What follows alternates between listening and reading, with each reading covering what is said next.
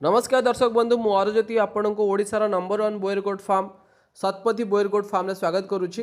बर्तमान आम माँ पिला दे सारा गोटे छेली पिला दे सारा माँ रो पिलार केमिति आम केयर करवा से विषय में जाना। भिडियो लास्ट पर्यंत देखिए निश्चिंत भाव में आपको बहुत भैल्युएबल जिनस शिखा मिले। जिते गोटे छुआटे जन्म हुए ना प्रथम आम कौन करवा छुआ को भल भाव में पोछिकी ता नाभि आमे बेटाडिन लगेबा पॉविडोनाइडिन बा बेटाडिन लगेबा लगे सारला परे कौन करिया छोट छुआ को आमे ब्लोयर बा रूम हीटर बा निया जाली के आमे ताको सेकी दे परिबा जा फल से जहाँ भी म्यूकस सब लगी तो सुखीज आउ से गोटे हिट मिल जाव। ता सहित माँ को कौन करवा आमे माँ को आमे गरम पानी रे नख उषुम गरम पानी रे गुड़ टिके मिसेकी दे परिबा देले कौन हम जोड़ा जो फूल ता भीतर था सेटा को ताको बाहर करिबारे गुड़ हेल्प करे ता सहित माँ को एनर्जी मिले।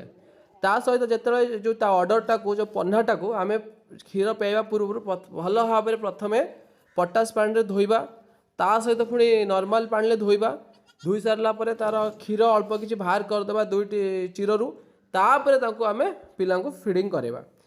कारण जदि आम पूर्व फिडिंग कराती से भितर जहाँ बैक्टेरिया थाए सब पिला आसे पिला इन्फेक्शन हबार चांसेस थाए।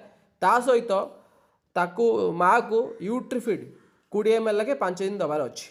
Thank you.